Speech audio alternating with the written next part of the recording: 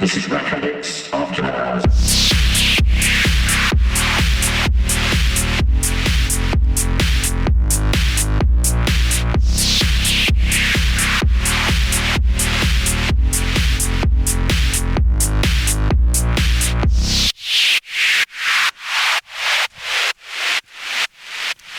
Welcome once again. We're back in our favourite pub, and it is the time of NAMM, the NAMM show, NAMM show, however you feel like pronouncing it these days. Damn NAMM. 2020 Winter NAMM, and a lot of that is what we're going to cover today anyway, is going to be Korg flavoured.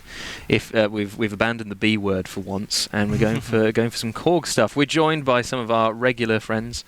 Hello, Telmo. Do you want to give us a little hello? Well, hello there. Oh, lovely. It's always lovely. a pleasure to be here. Amazing. We love having you. We've got Pete and Andy, our usual boys. Hello, hello. Good to see everyone in our little dugout in the pub.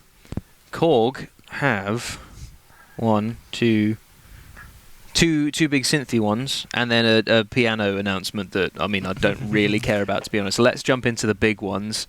Should we start with the actually, I think it is slightly less exciting, the bigger one of the two? Yes, it's a bit irrelevant in some respects. Shots fired. Yeah, we actually met that one. They brought it over to our particular neck of the woods to do some videos for. It's a behemoth. It's the ARP2600. They've done obviously they did the Odyssey a while ago, and it was mini keys. It was really expensive, and then Behringer just went, oh hey, we know how to do it properly. Now they've got the 2600 going. It's full size, big old 2 flight cases, one for the keyboard, one for the big bit, and then they also come inside a giant flight case for $3,500 if you want it, and you can't buy it anywhere. It's just going to be all sold out. Yeah, no chance. What was the number that they said they globally produced? I heard, well, when they came over to do their video thing, they said 150 worldwide. And then they said, but maybe. So they're not really. I don't think they're committing to anything. I can't see it being 150 at least. Yeah, like there's. I mean, that to me is sounding more like, almost Europe at this point. I can't see it going. If they up their production run, that would probably work out. Because in 24 hours we pre-sold like 14 of them, and I don't think everybody who's ordered those from us is going to get it. To be fair, I think we'll get 10. Okay, and I mean, they look very. They've got this hand-builtness about them, so I could go with 150 globally for now. I would imagine that let's give this a go, test the water. If they really go, maybe we'll make some more. Yeah, I think that was the impression I got from them, but they just didn't want to commit to anything, which is a bit annoying. That's understandable. It's supposed to be prudent. Yeah. Was the original? Do you know, Pete? Was the original 1/4 inch patch cables, or was it? Yeah, because they've gone 3.5mm on this one, and that upsets me. I couldn't really reasons unknown. But it's still physically size, still huge. But 3.5mm patch cables, like, I don't get that. I'm starting to doubt my sanity. I'm sure the original's 1/4 inch. I mean, certainly the Moogs were. Yeah. At the time, and everything else, and. Just wondering if 3.5mm was a thing back then. Oh, sort of mid-70s. So, I mean, then that brings me on. It's obviously going to have 5-pin DIN. Yeah, there was on the keyboard module bit. There's definitely 5-pin DIN. So there was 5-pin DIN wouldn't have been around for the original, right? No, I don't think it was. Well, the 2 editions is certainly MIDI. Yeah. And the filter selector, where you could got the two different filter options that were in different builds, and they've combined that. One of them would have been the lawsuit filter, wouldn't it? I think that was the one that Moog sued them for. That was the first one. So Moog suggesting it was a copy of the ladder filter. Yes, I believe so. Which is the only thing that I believe Bob Moog actually patented. Okay. I've got to protect my only thing. Well, I think back then a lot of the principles that the synth manufacturers were using weren't their intellectual property, so they were just getting known designs, well, not necessarily designs, but techniques, and then combining them in different units. So it's a bit like I'm sorry to mention the B word again, but it's a bit like the reverse engineering that I would imagine that Behringer have been doing. A lot of these things, a lot of the individual circuits, not the patent aren't owned by Roland, let's say. Yeah. It's using a Curtis. Let's say the 101 is using, or the 01 as we should call it now, is using a Curtis 3340 chip, and that wasn't exclusive to Roland. It was used by a plethora of synth people. So Roland can't. The only thing that they can, the only IP that they could really protect is the actual aesthetic, right? To a degree. So they could protect it, but did they? Well, I'm not sure about that, but I believe they filed a patent for the TV303 aesthetic. Okay. In sort of trying to curtail, what Behringer have been getting up to. Yeah.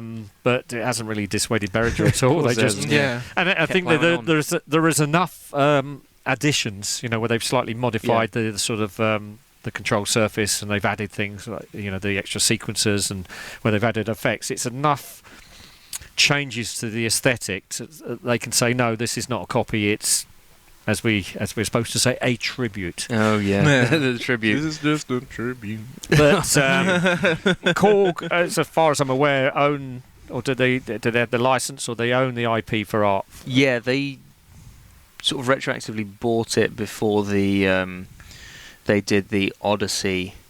I honestly can't remember why. I remember reading a thing about it at the time.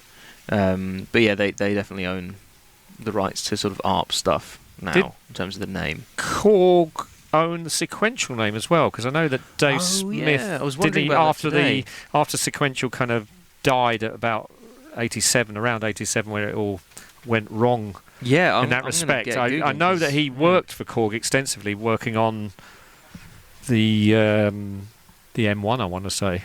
I don't know why you're looking at me. I have absolutely no. I was looking for inspiration there, and I just didn't. Unfortunately, I didn't get it. Yeah, so definitely. Just my blank face is like information that I'm taking in. This sounds good. Oh wait, okay, here we go. I've got a little article like from the Sequential website about it. But yeah, he did definitely work with Korg. So it was actually Yamaha that did own it. And apparently it was just a goodwill gesture. The president of Yamaha, I'm not going to try and pronounce his name because I'll butcher it, but he just gave it back to him.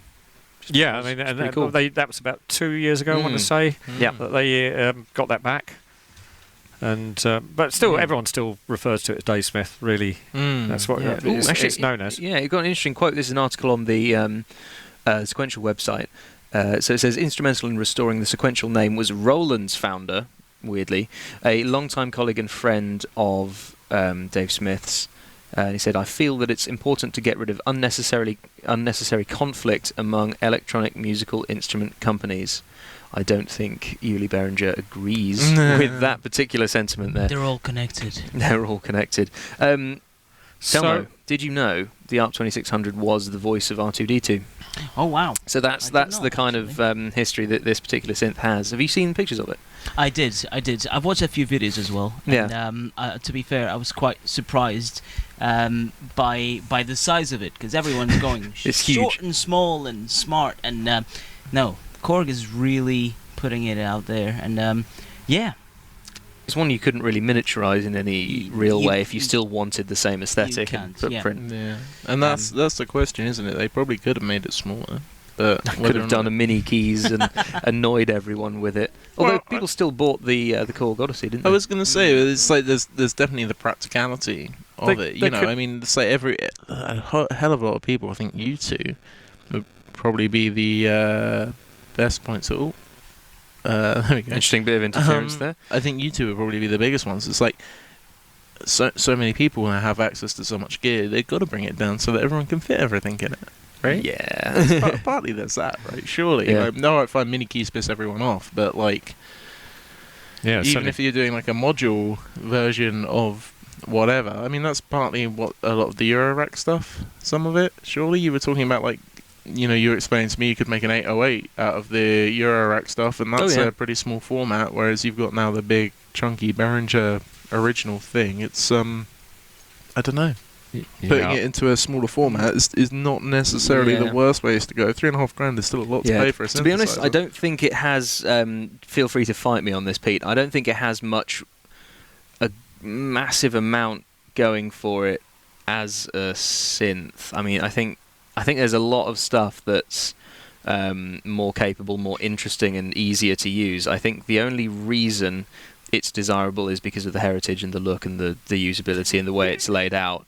I think there's better synths. I think the whole appeal is historic. I would imagine, rightly or wrongly, that a lot of people that have now pre-ordered them doing it in the same way as when Moog released the Model D. It's almost a collectible investment. I was going to say it's one for me and one to stay in the cardboard box and never be used. Oh yeah, well, possibly there may be people who have bought two. They're going to keep one, but I would imagine the whole limited run aspect. It's very authentically constructed. Apart from the editions of the modern editions of the MIDI interface, and as I say, the filter options. I mean, size-wise, they could have definitely gone the TT-SH route, because that is distinctly smaller than the original. Is that 19-inch rack scaled? No, it's larger than that. I would say. Yeah, still smaller than the original, though. Offhand, it's about. Depends if you want to go metric or imperial, but it's about 2 feet wide. Right. Whereas this one looks more like a metre wide. It's pretty much a metre. Yeah. And that's why I find it strange that they've gone for 3.5mm instead of 1/4 inch. That freaked me out because they just handed me this bunch of normal patch cables. Like, well, surely you got something more exciting than that. Yeah, using 5U modular is so much cooler. You plug it in. Yeah, you want something with a bit of heft, something that you get. Yeah. You know, that would be all part of it. But maybe the original was 3.5 because they bang on in the video release that Korg did. They'd say that it was authentic in the respect of the way it's made. In down to the case and the keyboard and everything. Yeah, I do understand that. To be fair, if you want to go full on into this is an actual reissue of what they were doing back in the 70s, then they have to keep themselves to the original basically, and obviously adding the MIDI is quite interesting. Is it though? I mean, is it? I mean, interesting is 5-pin DIN. It's like, come on. it's just you see Roland releasing an 88 key MIDI 2.0 keyboard. Oh yeah. In a way, the industry is kind of pushing into that direction and not forbidding, obviously the heritage, but also thinking ahead. And from that point of view, I kind of understand it, and I kind of like. I would say that the product is well designed. I'm not going to say it's not necessarily something that I would get, because I think you can you can get the same sort of sounds through other routes. But it is what it is. Well, I mean, your average synth collector or buyer isn't going to be buying one of these. There's just not enough to go round. It's a lot of money. Yeah. If someone wanted to give me one, I wouldn't refuse it. But Yeah. I'm not particularly excited about it. I mean, it's a thing.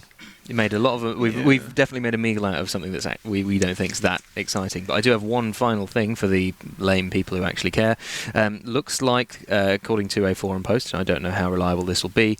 This is the Vintage Synth forum. ARP2600 used tiny jacks or tinny jacks, I don't know, which are apparently 3.58 millimeters. Oh, so they're random ancient things, non-standard. Yeah. So they've gone for the 3.5 just to keep it. Yes, but cosmetically it looks. Yeah, apparently lots of people swapped out for 3.5 mils if they're restoring old ones anyway, and it was super easy to swap over. I don't know. There we go. So they have kept it pretty authentic, though. Yeah. You've not got that point. That's it. No, I'm gonna have to take away my deposit for that, guys. It's that 0.08 mils that you can't get behind. Trust me, it makes a difference. Absolutely. Shouldn't have done it in the first place.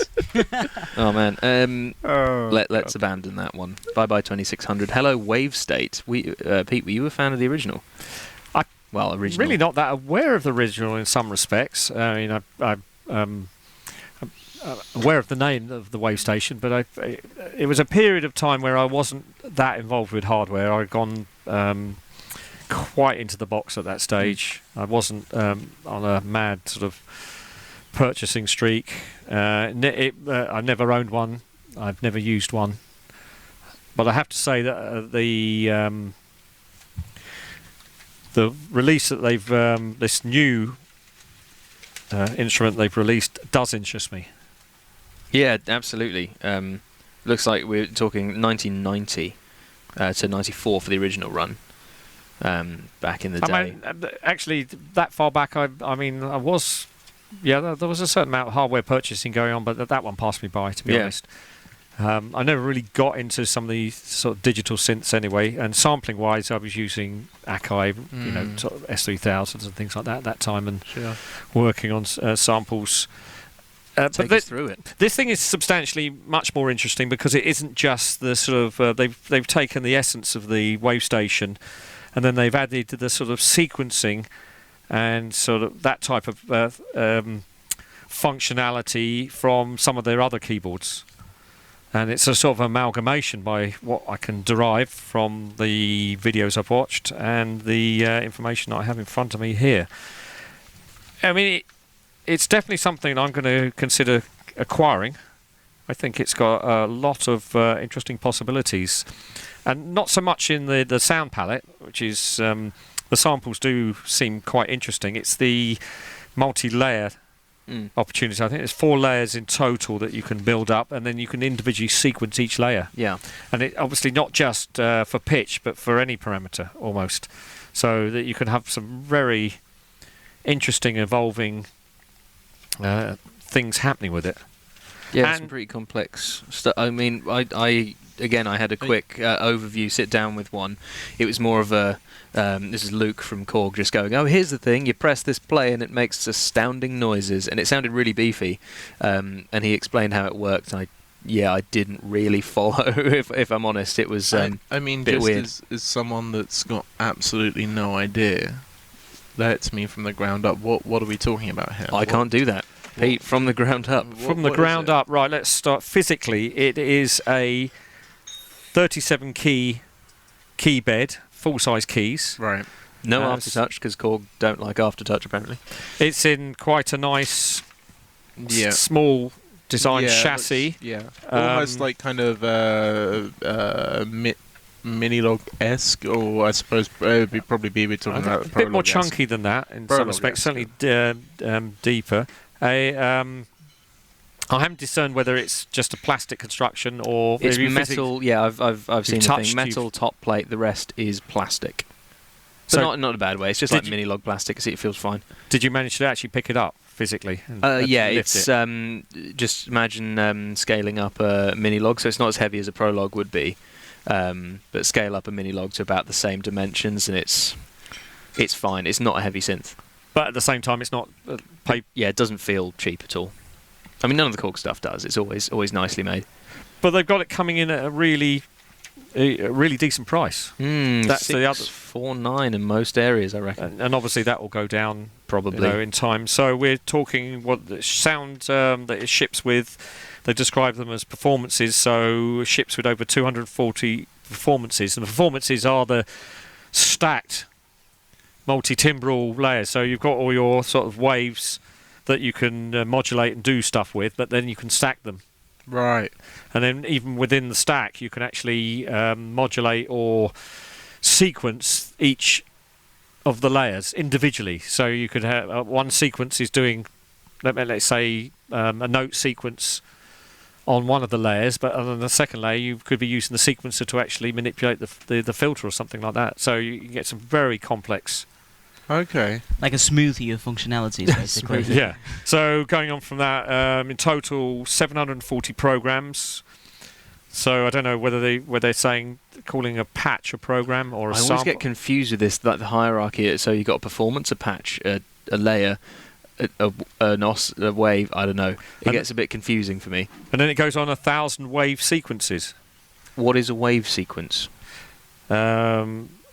I'm not really sure. Yeah, this is one of these things that Luke explained. That went, hang on, what? Why do I need to sequence my wave? The gist of it that I got, this is probably quite wrong. We'll need to watch those YouTube videos. Is, let's say you've got a standard 16-step sequence. You seem to pick a waveform per step of the sequence. Yes. And it kind of morphs through. Yeah, you can step through. So you can. I think did it say you can load 16 waveforms into? I think it was 16. And then you can step through each waveform. Yeah.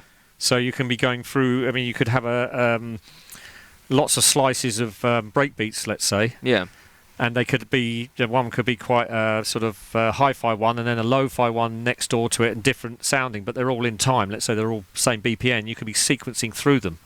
So although it's a continuous rhythmic section, it's the tone's changing on each step. Yeah.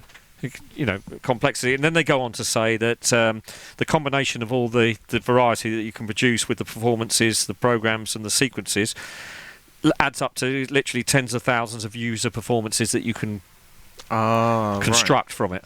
So it seems quite versatile.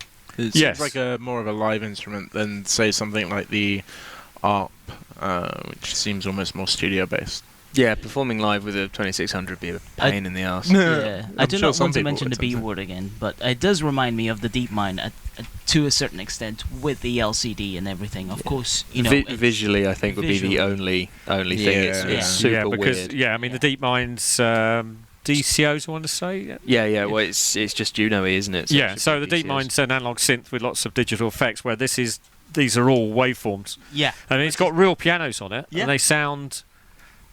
I didn't hear them actually. They've got real pianos that sound half decent.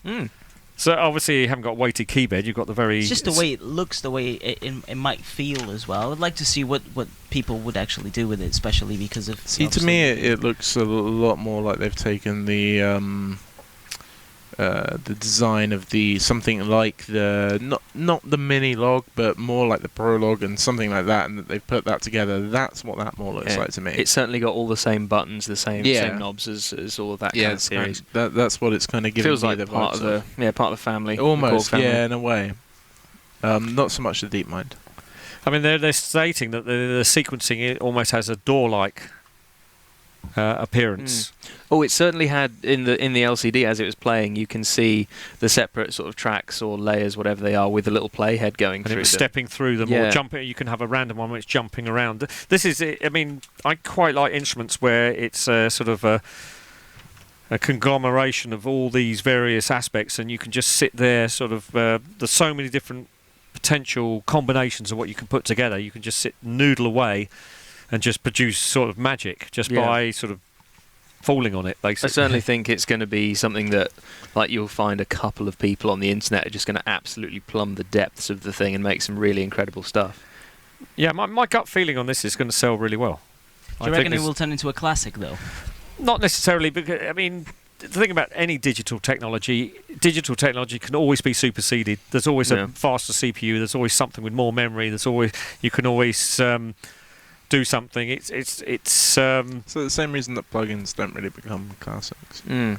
Whereas your analog synth, I mean, going back to the ARP2600, a 2600 is a 2600 is a 2600. Yeah, and hence why Korg feel confident enough to be able to reproduce it and sell it for quite a reasonable price, because I had a look and second hand going for about 12,000. Oh, that's a.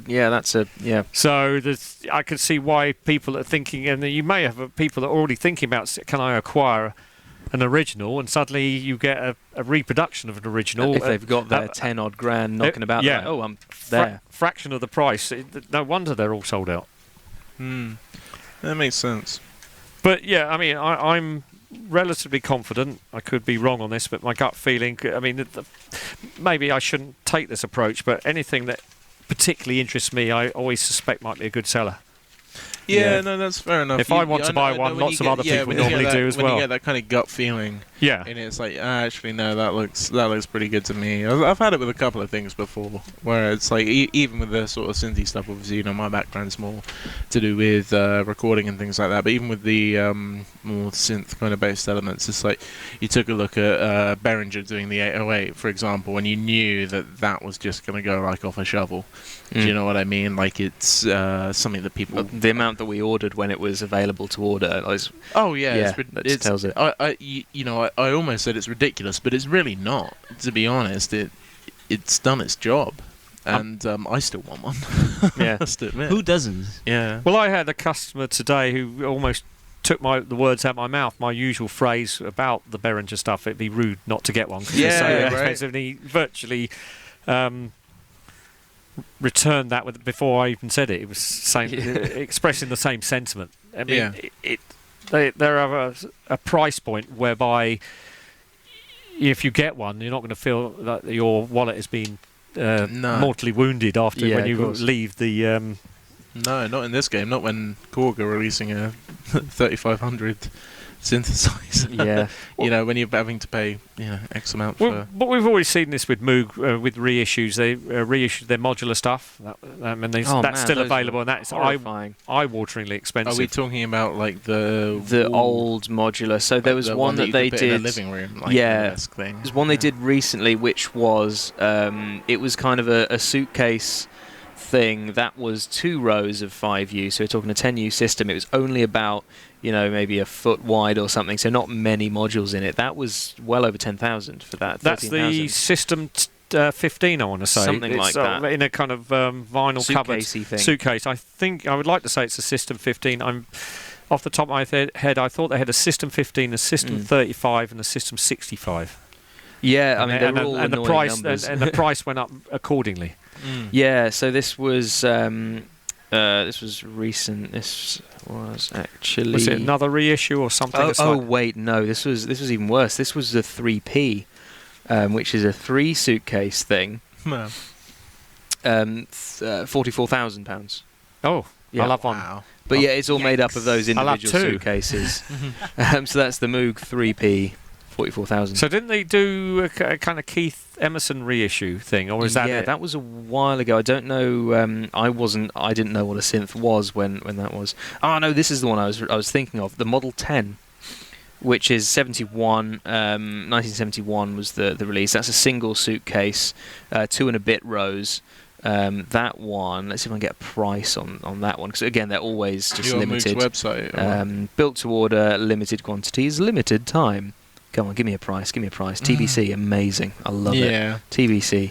But it's like I was saying to you this morning, Peter, with some of the Moog stuff, it's almost nice in a way that it harks back to even the very early days of people like George Harrison, for example, where it's, I want to get this. This is the latest and greatest thing. I'm going to have to put that in there. 12,000. 12,000. That was the one I was thinking of. Model 10, 12,000. Anyway. I'm going to put that in my studio in Apple Corp. I'm going to put it in Abbey Road. I'm going to give it a try. And that's the kind of cool thing that I think about when it comes to either like some of this reissue stuff or whether or not it's... He's waving his hands. What's happening? the reissue stuff or the stuff that comes along as kind of classics. That's where I kind of see the benefit of it, being able to like kind of plonk it in a studio from that point of view, if you've got the money to be able to do that, which obviously an awful lot of people don't do. I think the vast majority of musicians that are kind of going to use this, and the people that are actually really going to kind of create the music, it's difficult to kind of see where that point lies. Why would you spend 12 grand on that?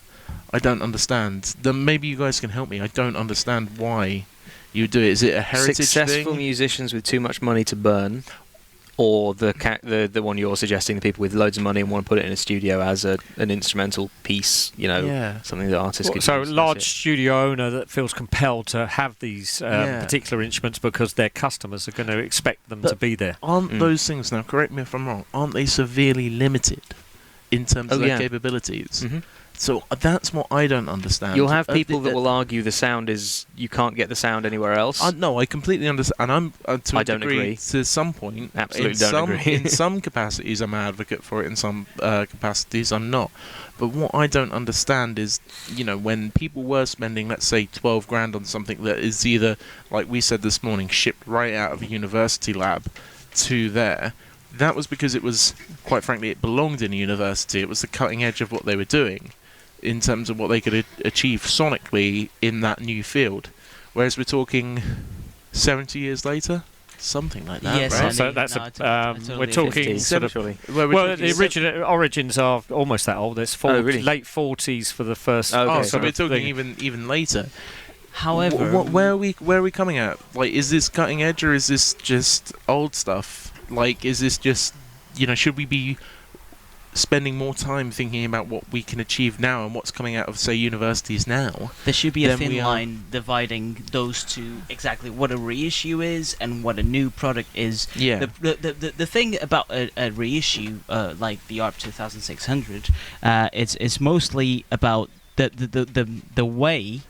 It's about the sound. It's about bringing that nostalgia back from the days, and people pay for that. People pay from sounding, like you said, like people pay for the name of Moog. They don't care how much it is. See, now but this is people do my pay for thing that. with stuff like this. It seems like more if I were a stockbroker and I wanted to put something in a way that's okay, right, I'm going to buy it and I'm going to pay X amount of tax on it, and I'm just going to leave it in its box, and it's going to be an asset that I can then, I can sell or it gains value. Fine, fair enough, whatever. A musician's going to use any of this shit. Come on, or actual kind of, people that were using the original stuff in the way that they were because it was new and it was stuff that they can. I mean, obviously we had the chat to a degree. The ARP2600 is the same thing. It was going down from that big. What's it? It was the original, which was the 2800. I want to say. I think it was a lower number. A lower number. I'm thinking of it. I can see it in my head. I can never remember the number. But it was Pin matrix is beast. Yeah, and it's going down from that to the 2600 to the Odyssey. Fine, that makes sense. But even now, when you think of what you can accomplish, what is the validity of this kind of stuff? I think, I love Behringer for what they're doing, and they're doing it right. And I'm going to mention the B word again because they're making that equipment that produces that certain sound at an affordable rate that most musicians can access. Whereas people like Korg or your Moog and stuff like that are just basically riding off their name. The biggest defender for me is Roland. They are actually pushing forward, even if we don't like it. Yeah, no, they are, but they're still using their name. They're How still dare using they like take the Jupiter's name. Yeah, they're in taking vain. things like the Jupiter's name. They're doing the Juno and they're doing the boutique thing, which, quite frankly, I can get in a plugin because it is basically a plugin. It's a plug-in MIDI controller that you can use outside of things. And if They're their just boutique reissues are digital anyway, might as Then well what's get a the point? plugin. Yeah, Exactly. what's the point? You may as well just sign up for the Roland Cloud. But it's because that piece of metal says Roland in it. Yeah, People but it's are not paying a piece for of that. metal, is it, for the Roland one? It's all a piece of- plastic. it's a piece of plastic. And if you've got shovel hands like me, you can't bloody use it. So can't bloody yeah, tell I you. don't Yeah. understand that. See, this is the thing, though. This is where someone like Behringer, which are doing the DeepMind, which is effectively itself a Juno, that's something that I can use, and quite frankly, it's something that I can afford, or certainly I can see where my investment is going far more than buying something like the boutique, and that means that I can play about with that sound and try and come up with something. You feel better about it. I feel better about it. I can see where my investment is going, because I'm going to use it. Yeah. I don't think, and correct me if I'm wrong, and anyone that wants to kind of show me that I'm wrong, I'd be more than happy to sit down and listen to a track. I'd really question anyone that's buying the 12 grand Moog, the 40 grand Moog, the 2600 maybe. Let's have a look. But what are they doing that's new? And using it in a way that those things were designed to be used. They're cutting edge. Why aren't we looking at stuff that's a little bit more out there? You're a big advocate for this. You love weird and wacky. I do love weird and wacky. I actually had a great chat with Alex Theakston, Mylar Melodies, 2 days ago when he brought some certain secret things over to the shop. But what did he called it? We're into the digital era again. So how analog stuff started to go downhill when things like the DX7 came out, the D50, all these really cool digital synths in the 80s and early 90s. They're getting more expensive, by the way. Hmm? They're getting more expensive with time, by the way. Those digital. Oh, what the vintage stuff? The vintage. Yeah, you were on the lookout for a DX7 recently, weren't you? Yes, I was. Yeah, and they're going up in price, and they're getting harder and harder to find as well. Unfortunately. And you want a Mark II? Yeah. It's got to be a Mark II. It's got to be the Mark II. I mean, I sold a D50 last week. Well, I didn't. I thought. You sold that second-hand one? Oh, nice. So that went to one of my regular customers. Already had a D50. Wait, it was what? What's Andy doing? What did you buy it? No, I spoke to that guy on the phone. No good. Oh wait, so are you claiming the sale there? No. There was an issue with it. Yeah, We'll skate over that one. I'll go back to where I was with my chat about the. Well, you were right. I wanted to say you're the right digital about era. the behemoth that preceded the 2600 was the 2500, which is the big boy. Makes sense. Yep, big, absolute, massive, serious That's rather wiring. big. The in back of those. 2800 is the Odyssey. Oh, Yeah. fun fact of the day. I like it. There we go. So I knew there was a 2800 lurking in there somewhere. I'm going to steal your attention right now they're again. saying just the 2500, just to give you, this is the price in 1969 was $100,000. Oh, $69. Oh, Yeah, man, yeah. That's a lot And of that's money. when was it released? 1969. And that came out at 100. So 100,000. I mean, Jesus Christ. Get you on an inflation calculator there. Yeah. We'll get update So you were on that. complaining that it's so expensive. Yeah. Looking I mean, back in the day. That's got to be almost equivalent to millions now. It's got to be. Yeah, you're probably not far off. Yeah. So the idea of the 2600 was to make something affordable that actual musicians could purchase. Because Yeah. prior to that, the only people that were playing around were the really top-flight professional musicians that could afford the And Moog unis, wasn't modulars. And Yeah. this type of thing, the 2500 was going into universities. It was one of their, we must have one in our sound laboratory, or it's But cutting edge. This is what I mean. If you look at the wider market these days, a lot of people are skint, to be honest. And it's, they need to come up with something to cater to that. That's why things like plugins are really Yeah, totally. effective at being able to do it. It's why things like Behringer, for example, are really hitting a mark. When you come at it, I don't know what the price point is, to be completely honest, with these kind of things. Maybe you give something like the ARP a little bit of a grace, because it's actually, in the grand scheme of music equipment, it's not that expensive. But my not concern, but my query with it would be, what are people using it as an instrument? Are people using it as a thing to create different sounds and to create new things, or are they in love with the sounds of yesterday? Absolutely. There's a major nostalgic are recreating that streak through all this. and that's what they're kind of doing. It's, is it the guy or girl that's however old and they love that sound and they just want to be able to recreate it? And if you do, power to you. I think there's a 100%. certain amount of, and we discussed this when we talked about gas, there's a certain amount of just owning that thing. It's the physical, I own this. Yeah. And I would imagine that it's a bit like Modular, where people are it's just for their own personal pleasure. They'll just sit there or stand there and noodle with it, and they can do, and it's all exclusively theirs. I think they most probably they might not even be recording artists. The argument that I'd make with modular stuff is it seems so custom. It seems like that's where that lovely element of experimentation comes in, because you make the instrument that you always wanted. The instrument that you always wanted. You're not having it come out of a factory line. Fine, it's hand built. Fine, it sounds like this, that, and the other. That's lovely, but it is what it is. It's been done. You've heard it on the records. People have had enough time with them, whoever bought them initially, to get the sounds out of it, because they are limited in terms of what they can. Yeah, no, for sure, and I totally understand what you're trying to get at with all that. But I mean, the proof's in the pudding. 100%. The units will just, if they haven't all sold out already, they will be sold out, I would imagine, by the end of next week. Oh yeah, definitely. The worldwide ones. Yeah, Yeah. worldwide. They'll be They'll gone. be gone, and so it's that's worked for that's Korg. Cool. It's worked for Korg, but it's a business venture.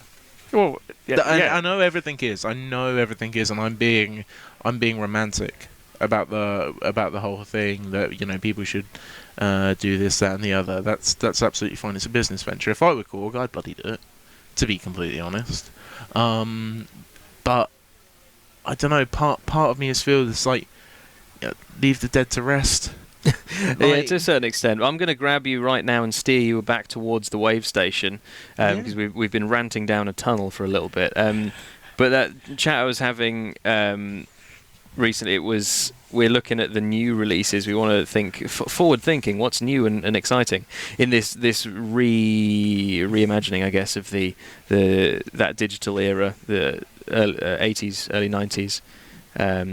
DX7, D50, all those fun things. But now we've got Modal Argon 8, we've got Hydra Synth, we've got Expressive E Osmos. Yeah, that looks so cool. There's loads of new interesting stuff coming out. That looks now. amazing. That I looks think so good. It's just going to get really cool. There's really interesting stuff in Eurorack, like Dove Audio with the WTF oscillator, the window transform oscillator. That's interesting. That's innovation in the digital world. Like, why stick around with yesterday's technology when there is more stuff to be found? And someone like Korg doing that, when they have been, they can, and they are doing the whole, oh look, we made this product this one time. Let's keep doing it. Yeah. But I'm glad to see that there is sort of new stuff happening, even though they are just bringing back the WaveStation in a way. They're still making new things. So if I could round this up, obviously we know that NAMM's just around the corner. I'm sure we've probably touched on this before, but it is literally, I think, next week. Yep. What would be, it can be a product kind of thing, or it could be a little bit of a trend at the end of NAMM that you would like to see kind of happening from the perspective of music equipment. What would kind of, you'd be able to kind of get home after you've read everything? It's like, oh, actually, I feel like I can sleep a little bit better now because it seems to be heading in that direction that I want. Ben, please go. I want to see less reissues from everybody but Behringer. I want to see more companies actually making new, interesting designs, even if on balance they're pretty bad ideas or weird ideas. I want to see the weird ideas and people actually making risks, interesting sequences, new interface designs. It's just the whole part of these sort of music shows, technology shows, are like, oh, check out this new cool stuff that we're doing. Yeah. I would like to see cool new stuff. Yeah. Because this is something. There's so much guitar stuff at NAMM, and it's so often just boring. Like big companies just going, here's a rehash again. Yeah, I was going to say guitars seem to be another thing. I don't think any of us have massive authority to talk about it. Oh, Telmo does. Oh, yeah, I suppose you do. That's a good point. Yeah. It seems to me, every year, new Strat, new whatever. I mean, new Les Paul, for example. Yeah. I thought they peaked Les Paul in 59. Yeah. Right? I mean... They're still just kicking that dead horse because the customers are lapping it up. I think they just keep trying different stuff and see if it actually works. What, throw it all at the wall, see what sticks. Exactly, and especially, like, you gave the example of Gibson with the Les Paul. I mean, they've just changed, obviously, CEO last year, which I had the pleasure to meet. He seems to be the sort of guy that really wants to put Gibson back on top. However, I think the way that these big brands are doing, I think Fender is being the smartest one, as it's delivering the same sort of products consistently for all different sort of pockets. Yeah. I mean, there's not really a lot of interesting stuff apart from a bassy guitars. I mean, there's a lot of interesting fan fret and different temperament guitars as well. The little weird brands. Yes. In terms of pedals, there's really interesting stuff happening in the digital world. The Synesthesia, it's coming out by GFI. What's that? It's a multi-modulation pedal that you can, obviously, it's USB as well, so you can plug it into your computer. You can manipulate the sounds. It's pretty much, if you try the Specula Tempest by GFI, I know it's that within one, the same sort of style with a lot more different sounds to it. So I'm quite excited to hear what they will do, or at least what they have to present. I'll tell you what, maybe we should save this for what you're excited about by the sounds of it. Yeah. If I just keep or talking, just keep going into what you want for NAMM, because that's basically all I've done my bit. What do I want for goddamn damn? Goddamn NAMM. I don't know. There's this one thing that I'm particularly trivial about. It's the Boss Wazacraft headphones. Oh yeah. And I don't know if you guys ever came across one. Very vaguely. Yes. So I've seen one. I didn't get the chance to play through it. So it's basically an amp in a room simulation. Headphones. And a big old wireless dealio, isn't it? Yeah. Exactly. So it seems a bit too technological for me from a guitar player perspective. Have you got valves in your innards then? You're a valve man. I'm a valve man. Okay. I'm very much. I do appreciate some of the at least with my guitar playing, I'm really into the essence of what a guitar sounds like. So for your birthday, you need the new Neural DSP floorboard thing, don't you? It's like 20 times as stronger in terms of like chip power than I was not paying attention and at stuff all. like that. No, but yeah, I did read something about that. yeah, so really exciting stuff. But then again, there's so much products to look after. Pete, Yeah. what are you really looking after? I'm not really. I'm going to just let it wash over me because it's a lot of the. We've had a lot of announcements already in the preamble as we sort of go into the winter show. It will be really. I like to be surprised. Yeah. I hope we can be surprised and it's not that's just it. kicking dead horses The thing everywhere. is, that most manufacturers, certainly the bigger ones, they're not going to take any real strategic risks. Nope. It's at the end of the day, it's a business, and if they're they're sort of quoted on the stock market, then they can't take any risk because they're answering to their stock the shareholders. So Yeah, no, that's a fair point. That's a very fair point. and with some of the manufacturers, what we've all got to understand, certainly someone large like Roland isn't just a musical instrument maker. They make a massive range of things. Yamaha rings a bell as well. Yeah, Yamaha certainly, and even potentially even bigger manufacturer. And so the musical instrument side of things isn't necessarily the biggest part of their business. Yeah, totally. So knowing the way that some large corporations are sort of strategically carved up, so they have sort of internal channels or teams, and they'll have the responsibility for profitability within that stream. So it's going to sort of deter anyone taking any real risks with a sort of real left field product that's potentially might not fly at all. So it's up to the little guys to save us then. Well, the little guys, but look what happens to the little guys. Either it's all or bust sometimes. Yeah. They might have a hit on their hands. They become big. And then they get bought by somebody. Well, then yes, if that's always a possibility. Or even though that particular product's a hit, the next one down the chain doesn't work out so well for them. Yeah. We've seen that with a variety of companies. It's most probably quite a hairy old thing. I mean, you've got to sort of design and develop, and then you've got to try and manufacture this. I mean, depending on what quantities you're expecting to sell, you might want to fabricate that locally, or you get to the other extreme where Behringer just... I don't know if they've got everywhere. Do they just outsource everything, or do they have? I heard a rumor they were getting their own factory together out in China or wherever they. Yeah, I guess that would make sense if they can invest there. But that's not a hard thing because they've got established product lines. They know what they're about, so it's just trying to get it into the geographical area where you can fabricate this stuff as cheaply as possible. Yeah. Which is what. The consequence of globalization, isn't it? Yeah. But then you've got the other side of things where you get the prestige brands where, if you go to the extreme of something like Moog, it's all hand-built in Nashville. Yeah. So, I mean, that's the opposite extreme. So then they've not only got those type of constraints, there is a productivity, so they can only fabricate so many units because it's down to manpower, and they're expensive to fabricate because they're going to be quite high cost employees that are living in a relatively expensive country, or they're fabricating, so that that's the complete other end of the stick. And that's a really good way of selling a product as well. Is by the exclusiveness of it, the fact that it is. It's almost it's signed by who the particular person that made it.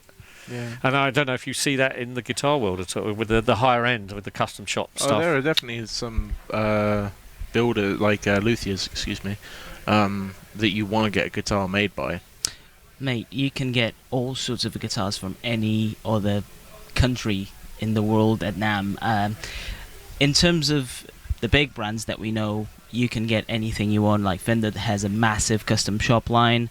You can pretty much go to their website and build a guitar from scratch. It will be unique because you will be building it. So you can almost ask the builder to sign it in the back of the neck as well. So I mean, it's very interesting, and as long as it feeds you as a musician, then you will be fine.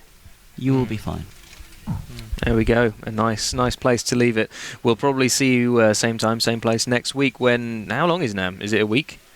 Finishes up on Friday next week, I think. Oh yeah, in that case we'll be on the other side, and we'll have been washed over. But as Pete says, by so many videos, we'll try and maybe keep a wrap up nice and brief. But we'll see you there. Have an excellent week.